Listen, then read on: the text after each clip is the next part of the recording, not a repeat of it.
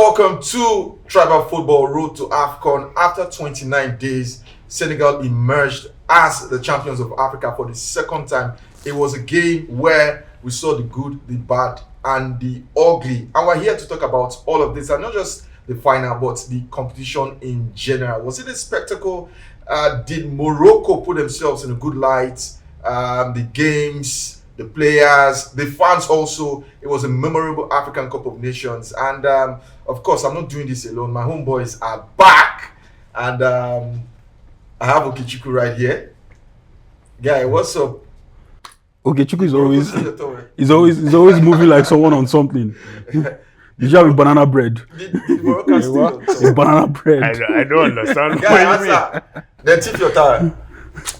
Bro, I said Nigeria was going to win the tournament or reach the final in the last episode. Unfortunately, Morocco swapped it away from us as much as Spain, but they got their justice in the final. Bankole, what's up? I just said I don't need to tip your own tower. My tower is way too busy. But it's always good to be here, Edwin. Unfortunately, we're here off the back of Nigeria not winning the AFCON. Yeah. But once again, the Golden Bronze would have to do. 9 times we've emerged as bronze winners in this competition. When did that ever turn into a phrase we use? When you win 8-9, it has some to. point. I even said they should christen it from bronze to Eagles medal. So you have gold, silver, and Eagles medal. And maybe over the course of the show, we'd have to talk about how, when you look at the numbers, 17 semi-finals, and we've won it 3 times. Yeah. Have Nigeria underperformed or underachieved? I think we have. Should we start with that? Yeah. Should we start with that since you brought it up? Yeah, I think we have. I think we have. You look at, like you said, 17 semi-finals. In fact, in the history of the AFCON, cumulatively, we have more medals than any country. Yeah. You had our gold, you had our silver, you had our bronze. But when you look at the weight of these medals, only 3 stands out. That is 3 gold medals. And to think that we won it in 1980, 1994, and 2013.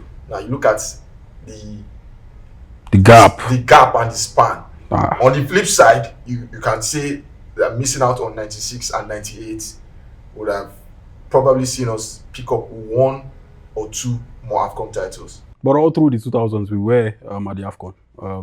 From 2000 down to 2010, 2011, it was up until after we won in 2013 that we failed to qualify for consecutive edition. But all through the early 2000s down to the early 2010s, we were always at the AFCON. And yeah, you could say that also coincided with the decline of talents that we had. In the 90s, where we were at our peak, where we were at our prime, we're not a consistent figure at the AFCON. Yeah. And perhaps if we were, in the 90s, 94, we won in 94. We missed about 96 and 98. So you could see that. But 1992, 1990, we got to 1 final, semi-finals. Yeah. So we're unlike the 2000s where we were at every edition. Now, so here's the difference, and here's what I think that 1990 set could have won 1 or 2. You look at the big countries that have gone on to win major titles. You look at Spain, you look at even Brazil, Germany. Now, their period of dominance coincided with when they had talent boom. Yeah. Spain enjoyed it. Brazil, I've always enjoyed it.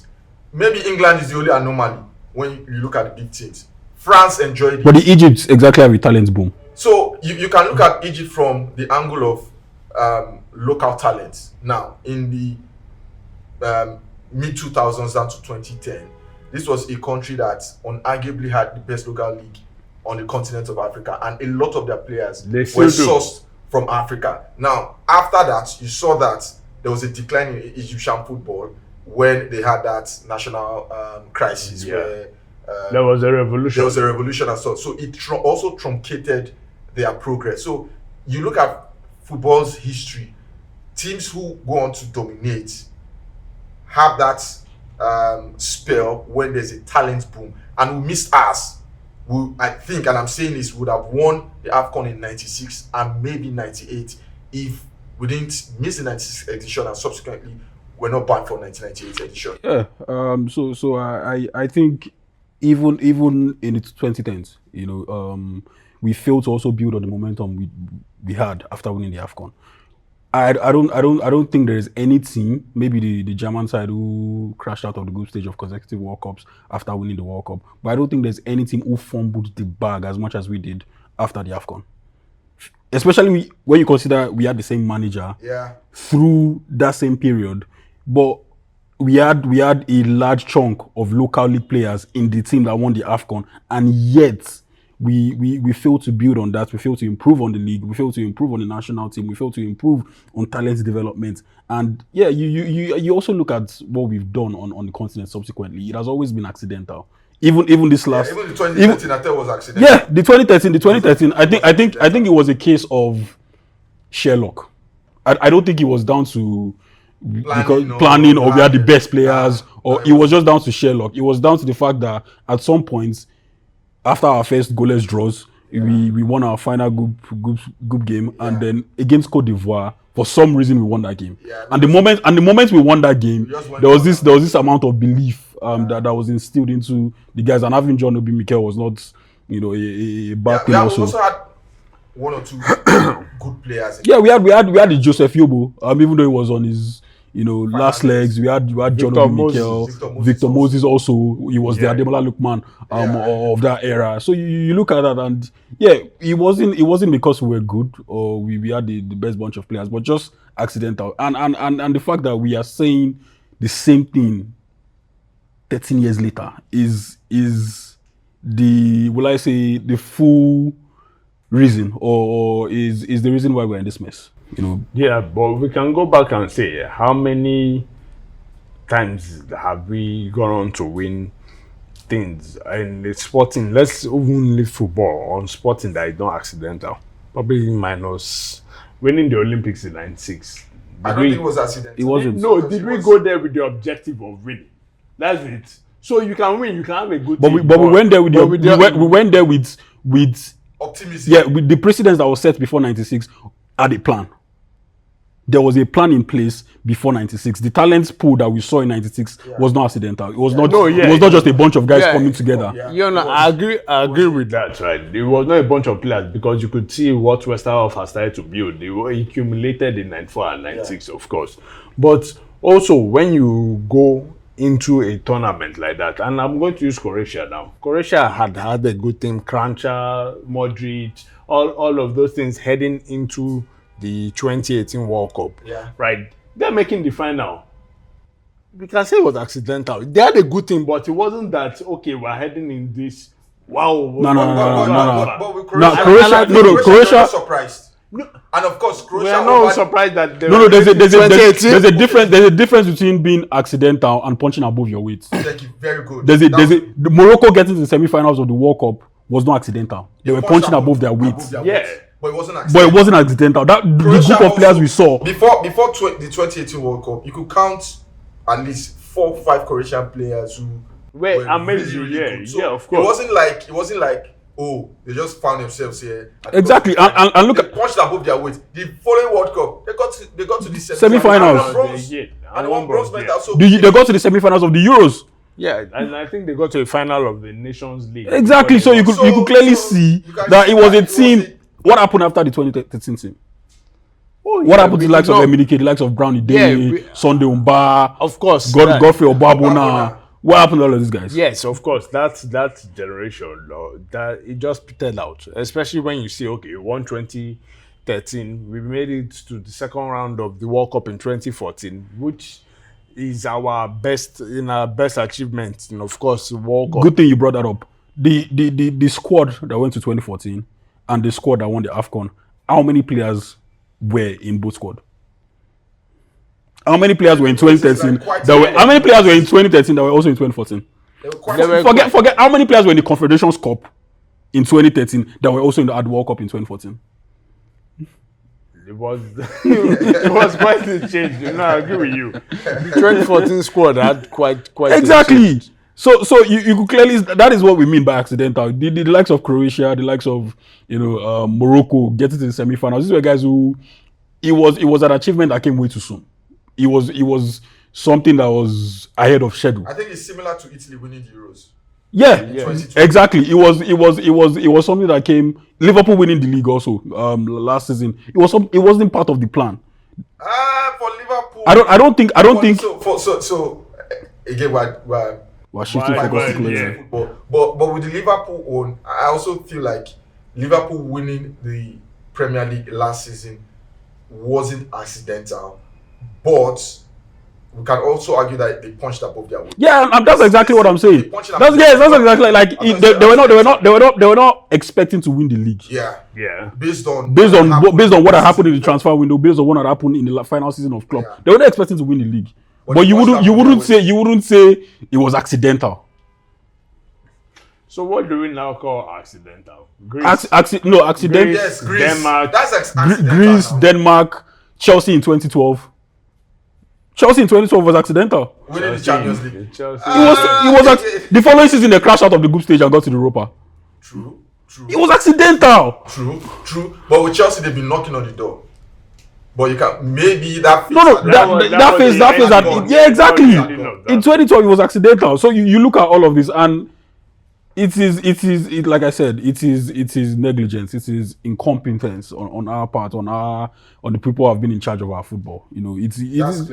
Yeah, and we've always, and over the years, we've always rewarded incompetence. We've seen several times where there are different factions in the NFF, in NFA, or whatever it is that you want to call it, and yet again, it's still if you go by the books, it is not NFF, it is NFA. So you look at what they need to do to move from NFA to NFF, they haven't done it. So at a point in Nigerian football, this was Edwin. At a point in Nigerian football, this was the biggest talking point. Yes. The NFA, the NFF. NFA, and they haven't still done it in 20th century. But we just moved on and the NFF. So you look at you just shake your head. But again, the bronze medal is not bad for a lot of these new guys. I was happy for them. You saw how they cherished the medal, how it felt really important to them. The hope is that we build on this, but the question is, who are you banking on? Are you still our best bets? And I'll keep saying it. And I know a lot of NPFL experts will come for us, or will come for me. Let me speak for myself. I've always said that our current football culture, our current football system, let me put it that way, cannot enable the full process of turning raw gold to refined gold. And as a youngster, if you are in Nigeria, if you are in NPFL after 22, I think 22 is, if you're in NPFL at 18, 21. at 18. No, if you are still, no. No. If you're in the NPFL, let me complete it. Sorry, if you're in the NPFL after 2021 and you haven't made, you're done for. You are done for. You know, I agree with you, because someone watching this will go and say, "Well, look at Benjamin Fredericks, right? He left at 18 No. He literally left this. Well, not this. 2 seasons, 2 years ago. Okay, when did he leave? What the last yes, now 2024. He left 2024 now. It was just last summer he moved to Brentford. Yes, now. He left the shores of Nigeria 2024. So he left at 19. He's still 19 now. He's under 20 now. But Benjamin Frederick is an exception. He's an outlier. Benjamin left at 20. So So what are we saying? Look, Edwin, like you were saying, and this is like, it is not an insult on the NPFL guys. It is not. Our best chance on building on this win is you look at some of our best players, the Calvin Bassis of this world, the Olainers of this you world, have to source them from outside. the Ademola Lookmans of this world, the Alex Iwobis of this world. These are guys who we outsource. These are guys who probably I don't. This is the phrase that a lot of people. Being Nigerians, a lot of you might not agree with me. Whatever. They are probably the best of the worst. You know, the players who were not good enough to cut it at England, at Germany, at Netherlands. You bring them home, and then you try to refine them into something that will be a bit satisfactory for us. I'm not saying it should be the norm. No, we should still give NPFL guys or Nigerian guys who move from the NPFL to the diaspora a chance. But when you consider who would be our best players going forward, I don't think would have another Victor Osimhen. So I don't think yeah. would have another Locally, another now Aqua. the talent is there, no doubt. We have. Is it though? We have. Is the talent there? Yeah, though? it is. Is it? It is. Bankole, we have. I don't think so. We have Calvin Bassey's, we have Osimhen's, we have them, and like I said, refined gold is more valuable than unrefined gold, even though both are gold. Do you get? The difference is you take out the dirt from the unrefined and you make it refined. We have guys who can be better than Calvin Bassey. But what Calvin has over them is that process of refinement. It's education. He's been refined. It's education. It's These football guys don't have- education. so they get exposed when it gets to a certain level. And you look at our best players from NPFL, the best ones when they leave, where do they go to? I don't want to mention names.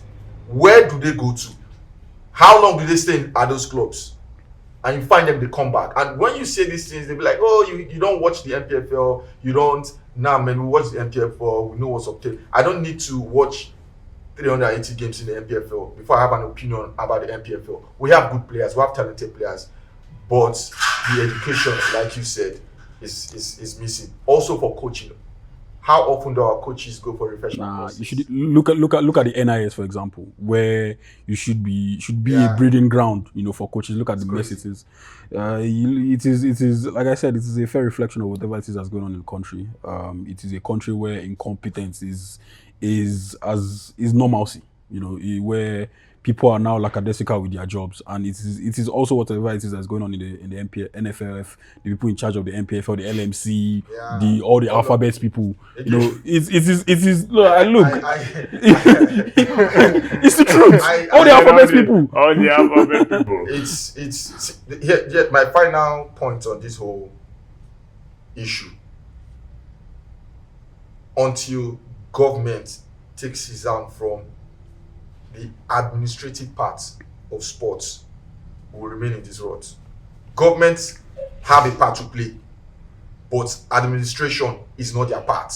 Sadly, administration is where, you know what? Yeah. Yeah, I'm not going to say it. That's it. All right, back to the AFCON. Let's talk about the final. Many things have been said. Where do we start? Let's start with the game itself. Over 120 minutes. I personally thought Senegal were the better side and deservedly won the title. Yeah, me On too. the balance of play. Me too. I thought so. We saw Ndaye had that chance earlier. We saw them actually playing quite well. They understood what they had to do, from beating Morocco's press to how they were even playing the creating of chances. Yeah, they were not just spamming chances anyhow, but they were very gritty. They were very strong about it. They played well. Like before the whole last, let's say 20 plus minutes of regular time, they were playing well. They had their chances. They had Bono pulling up a couple saves. Morocco themselves, they were not terrible. And when you look at the whole 120 minutes, I think that the team that won, Senegal, deserved to win, over removing all the controversy. Yeah, I think I agree. I think one thing the Senegalese did well was that they were not faced by the crowd. And I think that was what affected Nigeria. The occasion didn't get to them, and so unsurprisingly, you shouldn't have. You have Edwin Mendy, a Champions League winner. Kalidou Koulibaly at some point was one of the best defenders in the world. Sadio Mane, also a Premier League and a Champions League winner. Yep. Lemina Ndiaye, is also a Premier League footballer. So and when you look at the balance of the game, who created more high quality chances? Senegal did. Who dominated the game? Senegal did. In terms of the technical side of things, in terms of the physical side of things, Senegal were the better team. I said Senegal. I beg your pardon, were the better team. And and for the first time all through the tournament, it was a game where Morocco, in certain moments of the game, were trying to catch up. All through the tournaments, there were the guys who were always, on the ascendancy, always on their front. But in the final, it was the first time that there were significant moments in the game where they were literally just trying to catch up with Senegal, where they were literally on the back foot, they were fighting for their lives, And I think it's a testament to how far, Senegal have come. And I don't know if you guys agree with me, but it also feels like the end of a cycle for Senegal. You know, it feels like this might be the closing ceremony I don't think for so. a generation. I don't think so. I don't think so. For a generation, so I think it agree is. with him. I think that generation is going, but there is one that is coming through. But will they be as good as this generation? That's the question. No. So you look at it. Sadio Mane announced before the final that this will be his last AFCON. Koulibaly, you think this will be his last AFCON? Also, you expect Edwin Mendy as a keeper will be in the next. Idrissa Gueye is not getting younger. I think probably it's the last AFCON too. Idrissa Gueye, probably this might be his last AFCON, right? But you look at the next set of people that are there. In that is how 25. Nicholas Jackson is also 25. 24. Papa Gueye is 25. So yeah, they have Kamara is 21. He's 21, yeah. Like they have a whole generation that is coming Papisa through. also at Spurs. Ismail Assar, like they have a generation that is coming through, and that generation is going out. So I agree with him in that one generation is ending, but lucky for them, it's not that they have a gap now. There's going to be a gap. Now, if you say it is the quality, are they the same quality? Of course not. When Koulibaly was how old? Koulibaly was by 26. He was already considered one of the best defenders in Europe and the world. Sadio Mane at 25, him and Salah were wrecking defenses all over Europe. They were considered one of the best, if not the best, two wingers on the in the England, right? So In the world, not just in England and the world. So yeah, it might not be at that quality, but I don't think that there's going to be such an emptiness that you. But also, oh God, when you say it might not be at that quality, it's simply because football generally has also declined in terms of talent. You don't expect. I don't think there's any team, probably aside from France and Spain, which I think they're incredibly lucky, that have had that level. Yeah, even England. Yeah, England are reaping the reward of being intentional with youth football. And even with England, even with the intentionality, I still think the golden generation of the Rooneys, the Gerrard, the Scholes, the Lampard, I still think we're clearly better. I can understand you we're from clearly, the angle of but the reason, like talent. yes, but the reason why the gap is not significant is because they had a plan. You know, like you said, there was a clear plan about youth developments. They won the under-17. They were competing at the under-20. You look at all of that, and they ensured that they kept all of these guys together. But when you now look at the drop, you know, in terms of talent level, it is expected because generally in the last 10 years, I believe that there's been a drop in talent. You even look at club football. You know, players who are leaving, the Man City generation, the Real Madrid generation, how have they replaced them? The talents that have gone on to replace these guys, have they been up to par to the guys that were replacing? So I think with Senegal, I think they'll be fine. So, well, generally, I agree with that there's a gap in talent. So I saw something on social media. Someone said that whenever you clearly know that person is younger, it tells that whenever older people say that there's a drop in talent, that he always think that is false because as time goes forward, each sport gets more technical, the athletes get faster, they get stronger and whatnot, and that's fact, we know this, right? He said that what you're looking at is the very pinnacle, the Pele's, Messi's, Maradona's, Batistuta's, R9. Sure, yeah, the people that are on the very pinnacle are not on par with them. But you look at the middle ground, that the players now are ahead of the middle ground. I disagree. And when I heard that, I was trying to explain to him, like, I disagree because let's say think someone that we called middle ground before, Stuart Downing or Adam Johnson, they were not high level. Those guys were not middle ground. Those guys are rubbish. Let's not. They were not. those guys were not middle ground. Those guys were not middle ground. I think. I'm not thinking globally. I'm talking about who's comparable to Downing now? No, I was about Anthony to say, Gordon. And Gordon is regarded as one of the best wingers in the league. In the league, right? You drop, and this is what I always like to refer to Tevez. So he doesn't. Okay, go on. Yeah. So when you talk about that, and like Zaga, I think they were middle ground because if you say they were not middle ground, who was middle ground then?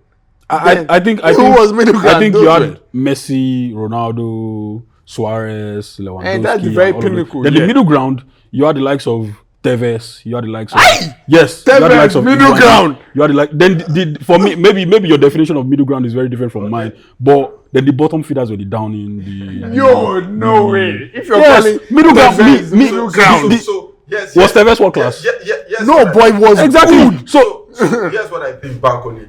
There is GOAT level, Messi, Ronaldo, yeah. There's Excellent. Top excellent. world Tevez class. falls in that. Yes. nah, I think I just think there are three faces. Yeah, the goat level, the middle ground, and then the guys who are Suarez is absolute the rubbish. goat. Yes, Greatest of all time. yes. When you want to talk about an all-timer striker, Suarez would be in the conversation. It's not. Yes. If you are talking saying- about if you are talking about this, Relax. Are you saying greatest of all time in terms of position or greatest of all time generally? no, in terms of position. Okay, now. In terms of position, yes, you'd have to just consider need that Suarez. clarity. No, in terms of his position, Suarez would be regarded as one of the greatest of all time. Yes. Yeah. Yes. So Suarez would be in good. Tevez is not regarded as one of the greatest of all time in this position. No. Exactly. No. So when you talk about the GOAT level, then there's the middle ground and there's the rest of the world. Like that is what I think. So That is that is what I think. I feel that it is unfair to just chop it up like that. where's because- Batistuta? Bingo. Middle ground. Bankole don't do Yes. Is Batistuta a better player than the guys who are on GOAT level? Who? The Lewandowskis of Is this Suarez world. better than Batistuta? Yes, I will take Suarez side of Batistuta. You would take ahead of him. Yes. But they're on the same level. They are not. I don't think they are. Batico. I don't think they are. I don't think they are. In terms of longevity, in terms of the level at which they play Bankole. consistently, I don't think Bankole. I Batista don't was on the same want level as us Suarez. No. Wait, Okechukwu, relax. I don't think so. Relax. I don't want think us to move away from this conversation. You know what? Subsequently, We'll come back and we'll have it. So let's leave the whole back to your. Are you done with Senegal? Are you done with Senegal? Yeah. You're done with Senegal. Okay, let's leave the whole good. We'll come back to it maybe on the next edition. We can we'll be here, inshallah. we'll treat it on the next. So let's talk about the incidents, guys, and the first one, the goal that was disallowed. Now, according to the Laws of the game. laws of the game, the letter of the law, It wasn't a goal. it wasn't a goal because the referee blew the whistle before the ball went into the net. Now, the argument is, should he have allowed that sequence of play to end before blowing his whistle? Yeah. There's also the case of 50-50 calls going against other teams who face Morocco. Here's what I'm going to. Do you think there was a deliberate attempt to sabotage the efforts of other teams by influencing referees to make controversial calls in favor of Morocco at this AFCON? Edwin, I think for any team that is supposedly looked at as loved by the organizers, there's almost always that they were going in the way. In 2022, we saw that. It felt like Argentina, from the group stage, they are propped up to be like Messi must win a World Cup. I don't believe that, but that's why they always say that Argentina basically, or FIFA rigged that World Cup to make sure Messi is in what they thought would be his last World Cup. He will be there this year. But we would carry a World Cup and go and get out of there, right? For this one, what I would say is that it may not have been Mosepe calling up the head of the referees in Africa and be like, tell all your referees to do this. But just they are the host. They are the host and they have done good. There are some things that you shouldn't like blow against them for, or you just allow going because because of the odds. Because let's just go to the last AFCON in Ivory Coast. Can we say, well, Ivory Coast were not so good in the group stage also, But can we say that the refereeing calls were in favor like this one? No. For Ivory Coast it felt like all their games. It was like whatever. They were even on the brink of Yeah, elimination.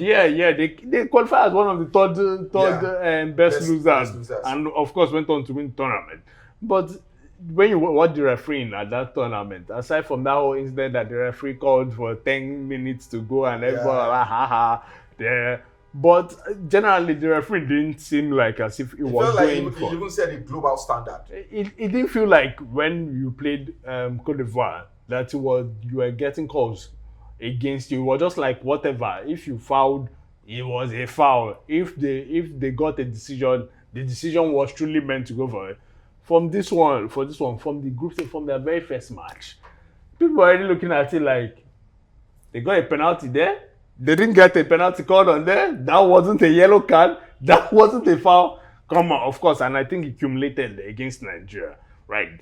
After they knocked us out, literally there were reports of a French journalist telling CAF, might as well, you should have just handed them the trophy before the semi-finals almost started. If this is what you're going to do, why bother to first play tournament?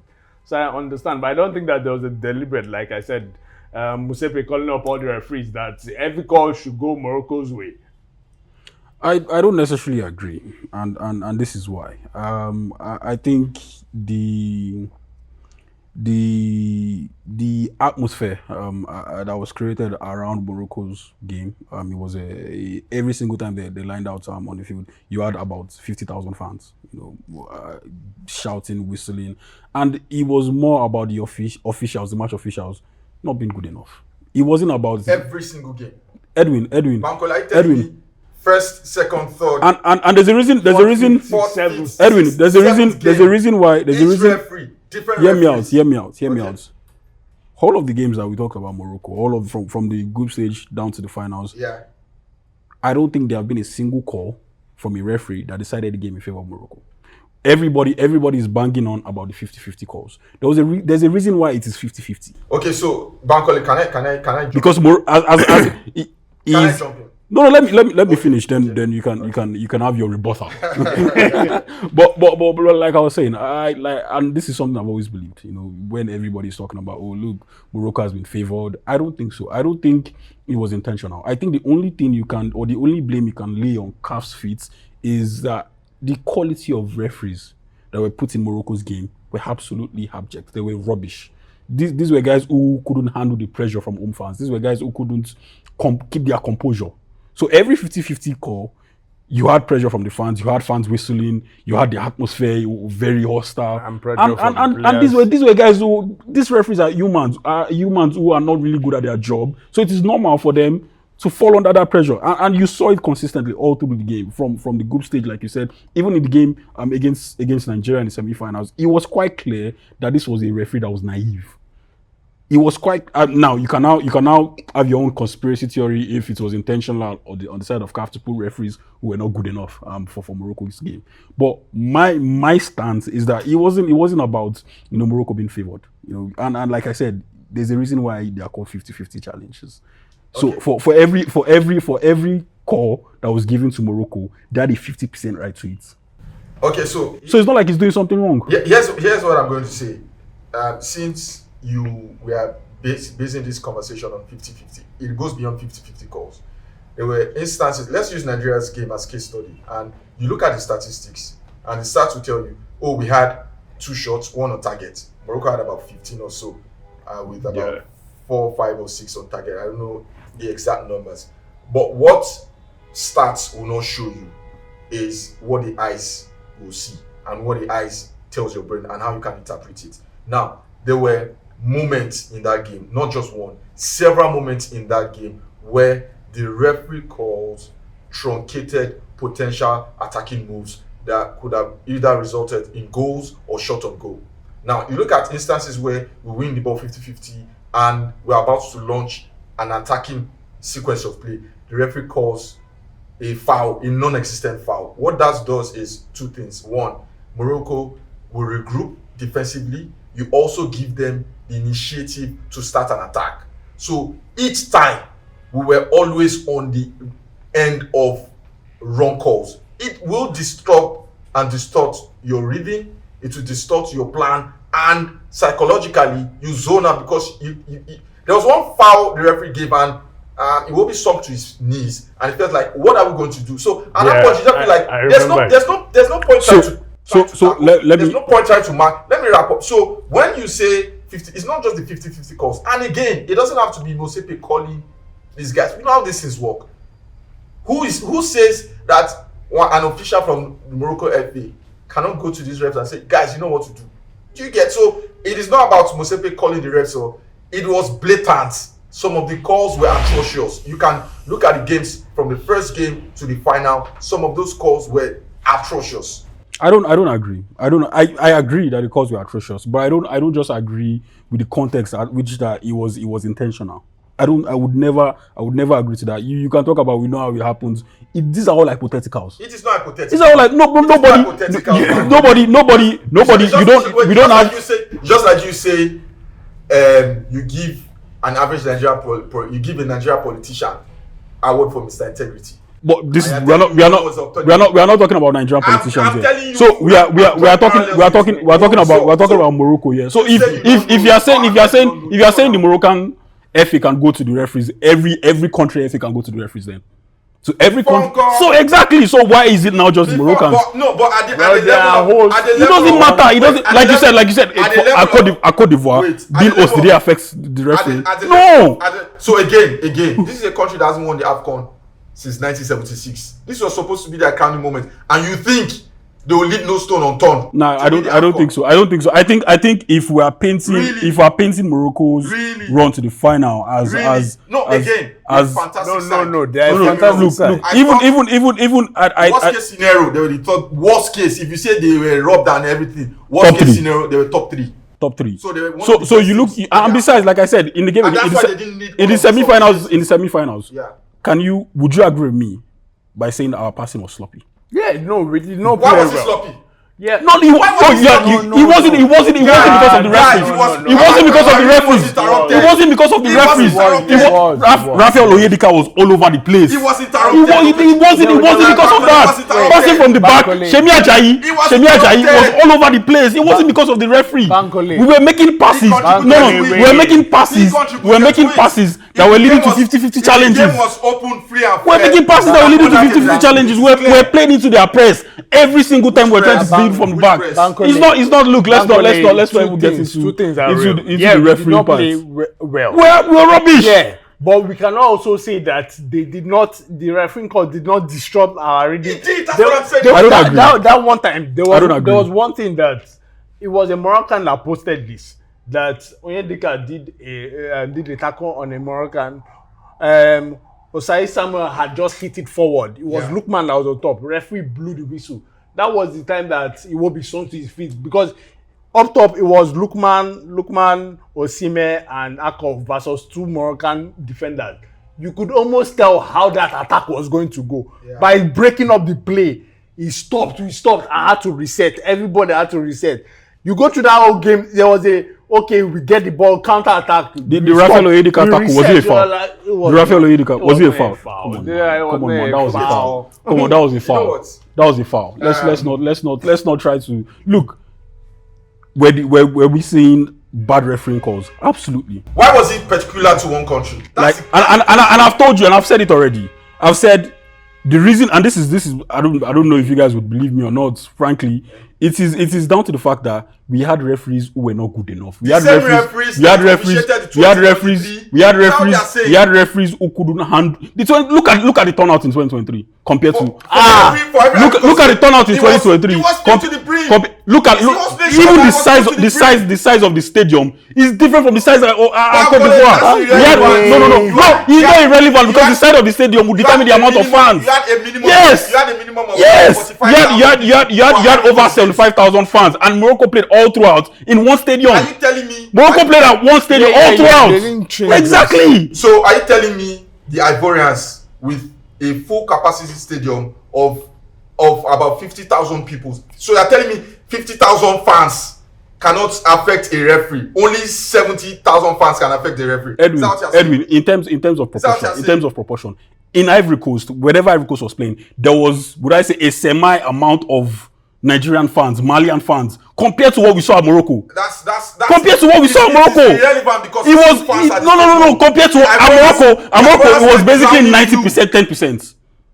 So you think in Ivory Coast we still had a case of 60-40? That's yes. Yes. That's not true. Yes, in Ivory Coast we had a case of 60-40. Yes. It can only happen in a neutral ground. At Morocco, it was clearly a 90%, 10%. Don't do that. Yes. Let's talk about the other incident that led to Senegal walking out on the field, off the field. Sorry. The penalty. I thought that was a penalty. I thought that was a penalty also. Stone cold penalty. And I think the reason why Senegal had to walk out and say, you know what, we're not playing again, it was down to the accumulation of wrong calls. Yeah. And what tipped the scale was their goal that was, because that goal was scored in extra time. 93rd and minute. A couple of minutes later, you're awarding them a penalty. Now, there have been calls for CAF and FIFA to come down heavily on Senegal. Where do you stand? Make they go sleep, I beg. I don't agree with Okechukwu. I think they should be punished. I think banned or fined. Maybe Pape Chow should be banned. He was the main instigator. He's suspended right now. Yeah, he's. I don't think he's official. I don't think we've gotten anything from CAF yet. I think also Senegal should also get fined heavily. I don't agree. I don't subscribe with them missing out on the next AFCON or them missing out on the next AFCON. I think they should be punished.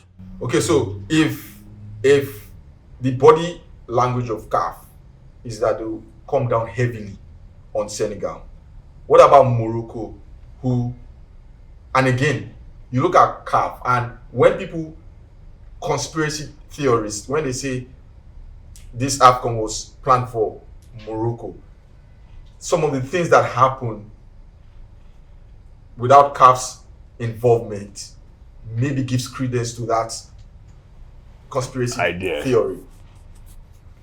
Stanley Wabali, aside from the towel incident, they threw bananas at him. That was racist. CAF, up until when this podcast was recorded, haven't said anything about it. You had Moroccan ball boys, Moroccan players assault opposition team because they want to pick their towels.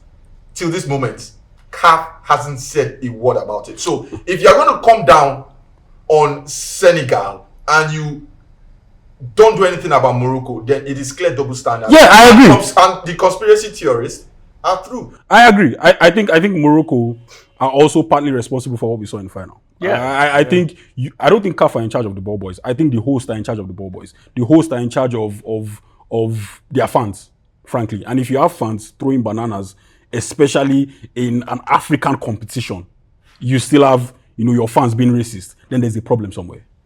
I think CAF should also punish Morocco. I think Morocco probably shouldn't play at the Rabat Stadium in a very long time. I think they shouldn't. You think that will happen? I think CAF has the balls. I think. Look, and this was something I said on social media. They don't have the balls. I think football administration is at an all-time low.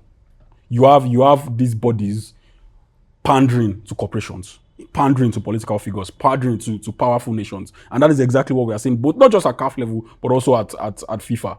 You have Donald Trump winning the Peace Prize. Yeah, this is no. Come on, your man is an absolute yeah. You don't understand. Man is starting wars all over the It makes no sense. The World Cup is going to take place at USA, and you're having bans on nations that should have fans at the World Cup. You're having problems with immigration. You're having problems, with several issues, and even the safety of fans are not guaranteed. Yeah. Same thing with FIFA and Saudi Arabia. It makes absolutely no sense. Now we are saying the same thing with CAF and Morocco. We've seen it before with CAF and South Africa.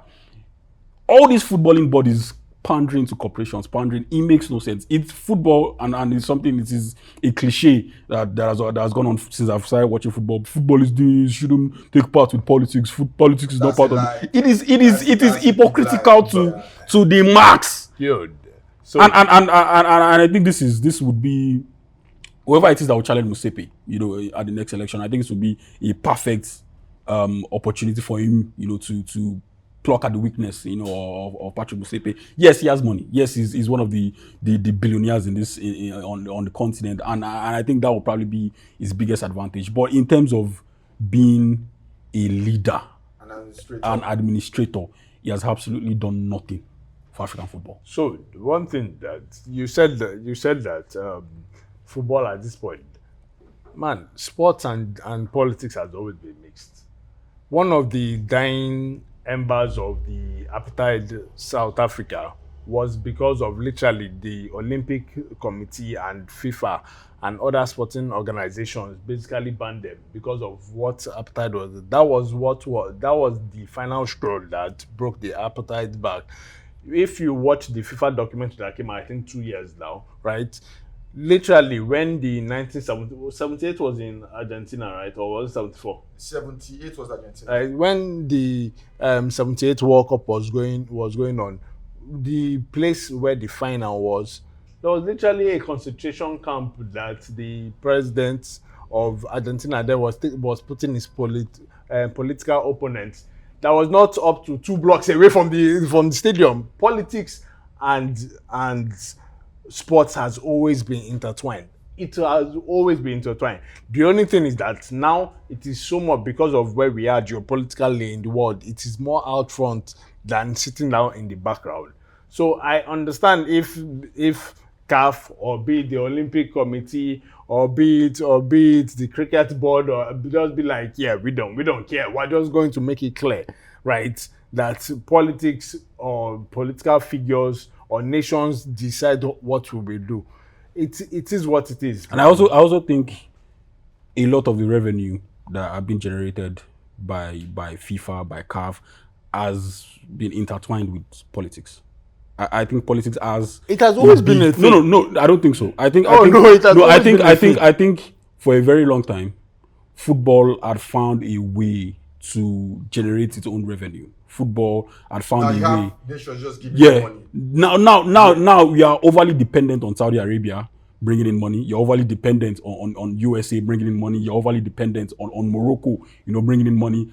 Yeah, we didn't have probably the most glamorous AFCON competitions. We didn't have, the full color of Morocco. We didn't have, the best of stadiums. But there was still a sense of genuinity, to these competitions. But now it just feels like it has been bastardized. These guys have no say. The president of FIFA, the president of CAF, literally have no say in how the game is being run. Every look at the Club World Cup, for example. It was down to. There was a precedent that was set between 2 multi-club ownership. You have the Puma and Mexico and one other team, and there was no plan. They just brought in a Los Angeles, the LA Galaxy. They just brought it. Okay, it's not like they won anything. It's not like they were the best team in the MLS. Even Los Angeles Galaxy, LA Galaxy. So you could clearly see there was pandering. Saudi Arabia also, they were the only licensed broadcasting, media house for the Club World Cup. But they pay good money, Sha. Yeah, exactly. That's what I'm saying. And guess who owns the zone? The PIF. Yeah. All right. It was still a fantastic AFCON. Yes. Yeah, it was. Yes, it was. Fantastic. Before we leave, was that the worst penalty you've ever seen? Yes. In football?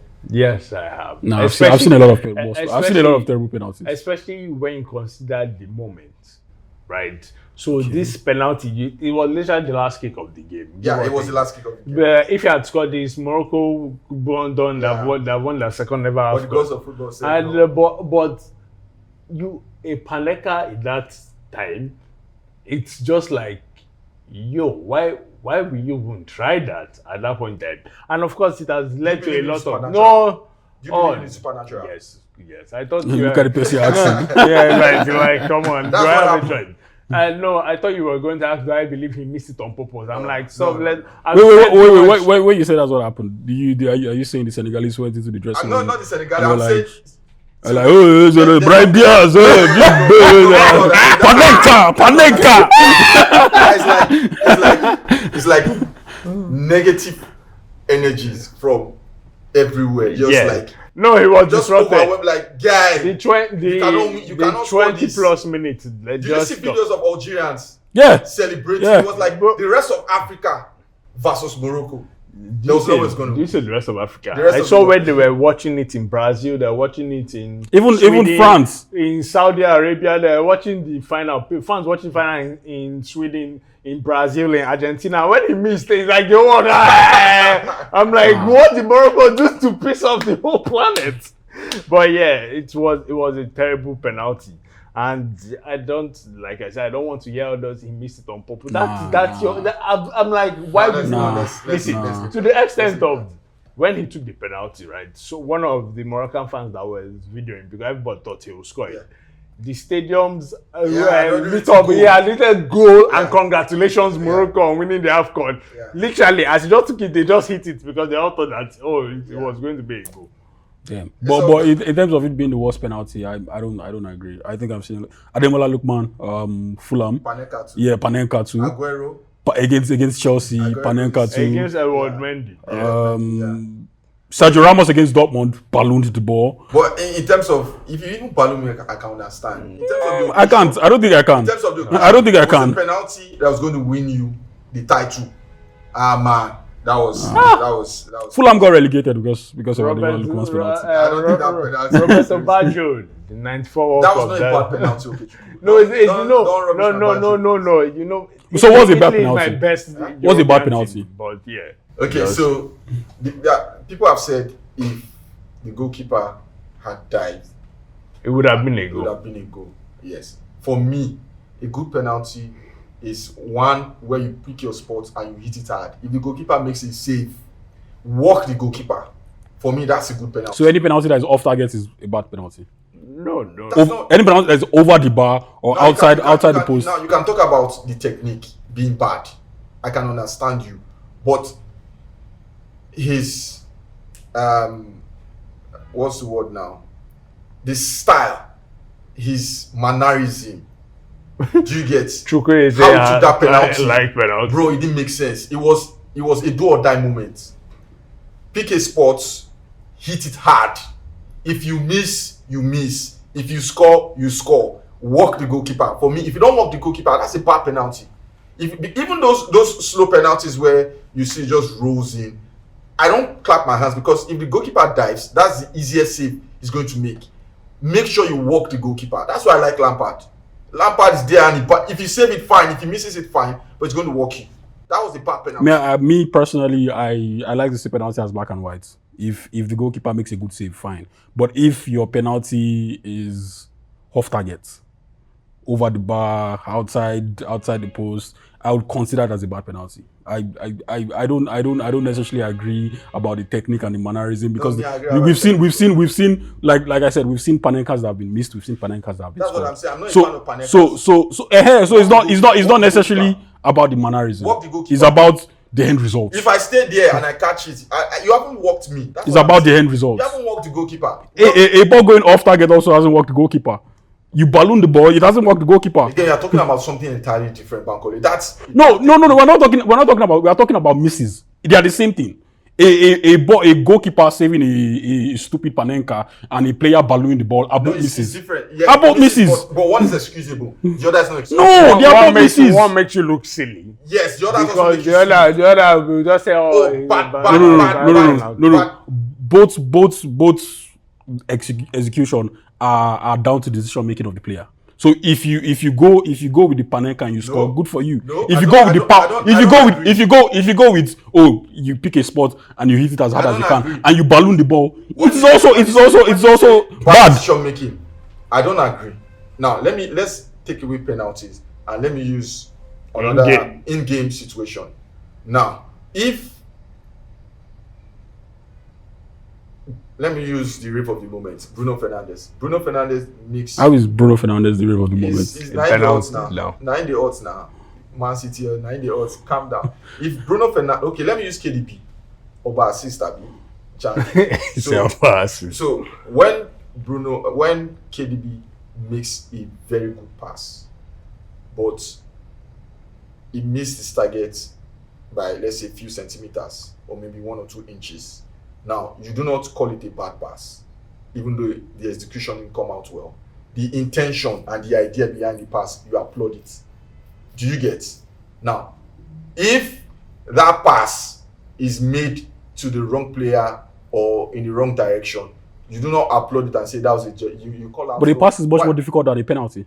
I'm trying to. You are talking about decision making. I'm trying to relate it in game. Now, there's a bad pass and there's a good pass, but okay, there's a good intention, but the outcome didn't particularly pan out the way we thought it was going to be. Case in point, KDB passes the ball and he gets to a target. He passes the ball with the intention of hitting the target, but misses a few inches. Then he totally misses the target. Now, in the penalty situation, when you panenka the ball, you only have one option. You pray that the goalkeeper dives. If the goalkeeper doesn't dive, with minimal effort, he's going to catch that ball. You did not work it. That's a terrible penalty. Now, if your intention is to hit the top corner, right, the chances of the goalkeeper getting to that ball is less than, I don't know the XG guys. I would assume it's very, very low. Now, if you miss it, if you miss that target, now the intention is there. We know that, okay, the execution we can criticize, not the intention. So yes, with Brahim Diaz, the intention was bad. This is my rebuttal too. What are the chances that keepers don't dive on penalties? What are the chances? That keepers do not dive on penalties. They just stand on the spot. It is also the same thing as what you're saying. So with your analogy of the KDB pass, the timing, context matters because for passes you don't have enough time. Yeah. You might be position also matters. But a penalty is straightforward. Okay. So you look at that, and I think regardless of the panenka or you balloon the ball, I think once you don't hit the mark, once you don't have a goalkeeper save it, it is a bad penalty. Here's my final say. It is a bad penalty. Here's my final say. You might also have another rebuttal. But here's my final say. In the last 3-4 years, it's something I was writing on. I just had to keep it somewhere. We've seen a rise in goalkeepers making penalty saves. Yeah. And it's down to the fact that these goalkeepers have evolved. Do you get? Before run-up hits, if you stutter before, you take the penalty. Now they've allowed stuttering. You stutter before you take your penalty. So goalkeepers have had to adapt. So instead of diving early, they wait until the final moment before they dive.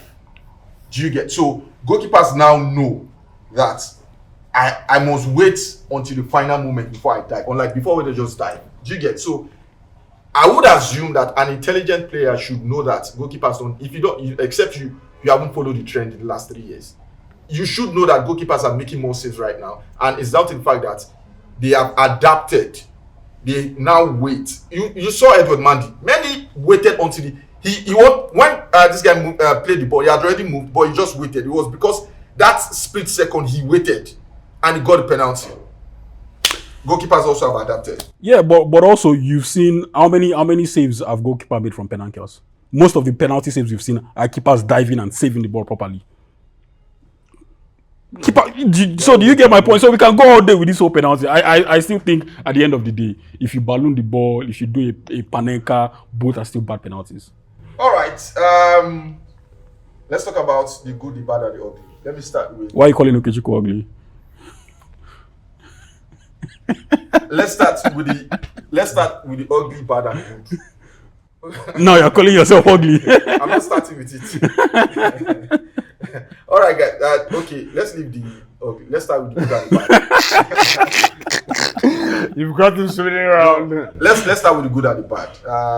The good, the bad. Who wants to go first? You had a tournament in which there were goals. How many? I think there were only 2-0-0. Yeah, 121 goals. Yeah. In the whole tournament, 121 goals. It was an exciting tournament. People actually came to come and enjoy it. At least watching it. Yes, we did not have as much filled stadium like we had in Ivory Coast, right? So, maybe that is just. I think the weather also contributed to it. You look at the weather. You also look at, I think, building location. In Ivory Coast is in West Africa, so you had a whole lot more people, like West African nations just trying, sub-Saharan African nations trying to get there. So I think that is probably on the bad, but in the good, like goals were scored, like I said, 2-0. I had a problem. Not a single free kick was scored. It's not peculiar to AFCON. No. You've seen it everywhere. No. Do you know why I said this? It's now Do you know why I said this? Because in watching all even the Asian tournaments, free kick was scored. For the last 2 tournaments, right? It's only Euros that has not had a single free kick scored. That's what I'm saying. So now we have joined Euros. No, come on now. We should have been. Nah, I don't think I would have sleepless nights. I I don't think I would have sleepless nights over free kicks. I do. No fun in this. For me, I think the good for this tournament is for the first time in a long time, you have our better teams playing well, and this might be something that will come in handy in a World Cup year. You have Algeria, you have Cote d'Ivoire, you have Egypt, you have Senegal, you have Morocco. All of these guys played probably their best football, at the AFCON. Maybe some of them didn't go on to win or didn't go on to get to the finals, but the football that was on show, that was on display, was top notch. Yeah. Even Nigeria that are not going to World Cup, I think we played one of our better football, at this tournament. And I think at the World Cup, it would give us, by us I mean Africa, since we're not going to be. Yeah. It would give us a good platform, to showcase, whatever it is that we want to do. And when you consider about 1 billion countries are playing in the World Cup these days, so it is an opportunity for African countries, to probably get to the quarterfinals, to the semi-finals. We saw Morocco do it, at the last World Cup. I think would also have another, African nation or a couple of African nations, do well at this World Cup, make a statement, at this World Cup. So I think that is the good for me. The bad has to be the antics from the Moroccans. I still think it is very, very disturbing, that you have racist remarks in an African tournament. I think it is very, very disturbing. An African tournament should be a place where Africans should feel safe. Africans should feel away, from all of the rubbish that they get from Europeans, all of the rubbish that they get from Saudi Arabians. Now you're having a repeat of that at home, at a place that you should consider your safe zone, at a place you consider your comfort zone, and yet you're still getting monkey remarks, you're still getting, ape remarks, even though, yes, his body shape and everything might, look like Godzilla, but Nwabali is quite handsome, but I don't think Producer, you see that part? Please cut it out. I don't think Nwabali part, please cut it out. I don't think I appreciate the fact that you got African players getting called monkeys. I don't think I appreciate that fact, and I think CAF, should come down heavy on Morocco. Do you guys want 1 or 2 stats from the AFCON? Sure. I got some stats. Okay, so like I said earlier, 121 goals were scored at the African Cup of Nations. Quite interesting that Morocco won fair play team. Yeah. They got only 1 yellow card the tournament, I think. Very interesting. Like I said, it's like a Nigerian politician winning Mr. Integrity. Also, most goals scored, Super Eagles, 14 goals. Most goals conceded, Mozambique, 9 goals. We had 4 of that number. Big chances created in the entire tournament. Super Eagles of Nigeria, 27 big chances created. Big chances missed, Senegal, 17. Highest average possession at the African Cup of Nations. Guess who? Morocco. Nigeria, 66%. Probably the game against Algeria. Okay, Mozambique or Most passes, Senegal, 3,562. Most shots in the entire tournament, Morocco and Senegal joint, 108 shots. Most offsides, Egypt with 15. When you have Salah and Mamouche running like. Most corner kicks, Senegal 44. Most clean sheets, Senegal and Morocco 5 each. Most fouls, Morocco 141. That's fouls 1. Penalties 1, Morocco and Mali 3 each. Most carded country, Senegal 17 yellow cards, 1 red card. The entire tournament we had 210 yellow cards, 9 red cards. Highest attendance, of course, the final, Senegal versus Morocco, 66,520. And I would like to know the numbers in terms of TV. I don't know, for some reason I feel this might be our most viewed AFCON. Okay, so there was I think this might be our most viewed AFCON. There was an AFCON show I produced for another platform, and I had the numbers over, I think, 1.3 million. The last AFCON was 1.1 million plus. This AFCON 1.3 million. Million. Wow. Yes. I was expecting more. For Africa on the continent. Okay, on the continent alone. Yeah. All right. TV. That's good enough. That's progress. Yeah. That's progress. All right, guys. Finally, team of the tournament: Bono, Niakite, Kalubasi, Hakimi, Mazraoui, Idrissa Gana Gueye, Papa Gueye, Ademola Lookman, Brahim Diaz, Sadio Mane, Victor Osimhen. So, like I told you before, remove Mane, move Lookman to that left wing, put in Iwobi, remove Mazraoui, put in Bruno, remove in Hakimi, put in Osai Sabola. I don't agree with the Osai Samuel and the Bruno. I agree with the Lookman bits. Take out Mane. I also don't think it was the MVP of the tournament. Yeah, it wasn't the MVP. It was not the MVP of the Senegalese national team either. Take out Mane, put in Lookman on the left, then Alex Iwobi, then take out Hakimi, and then you put in Diop of Senegal. I think that guy is probably the best right back on the continent. Diop, at the moment in terms of form. Not Hakimi has been injured. Back. No, the right back that plays for West Ham. Is it left back? He's left back. He's actually a right back. No. He's left-footed. He's left back. I think Diop is the right back. He can be left He doesn't play footed on the right. right He now. plays his strongest foot is left. He plays on the right. He played from the left. Who played as right back for It's not for Diop. Senegal? It's not Diop. Check it guys. to confirm. Okay, it's not Diop, but continue. With Yeah, whatever. Mazraoui Diop as my fullback options. Okay. I don't think Hakimi. He started playing from the final game at the group stage. Yeah, He came in as. So I think it should be Mazraoui and Diop as fullback options. I don't have a problem with the centre back partnership. I think Iwobi should be in the team. Iwobi. So Diop is left back. Mendy played right back for Senegal. Antoine Mendy right back for Senegal. And it's actually quite funny because Diop plays right back for West Ham. No, he's left. His strongest foot is left. He's left.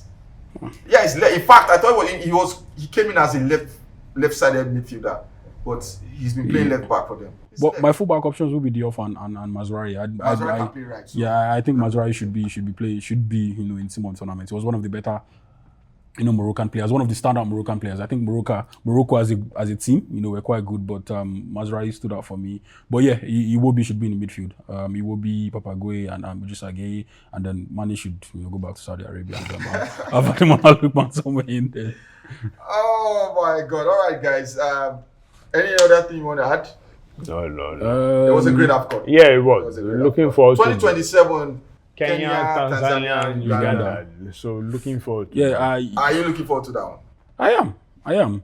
I think the precedence from the last two AFCON, I think it has generated a lot of excitement. Going forward, and I'm not really a big fan of this multi-nation, hosting.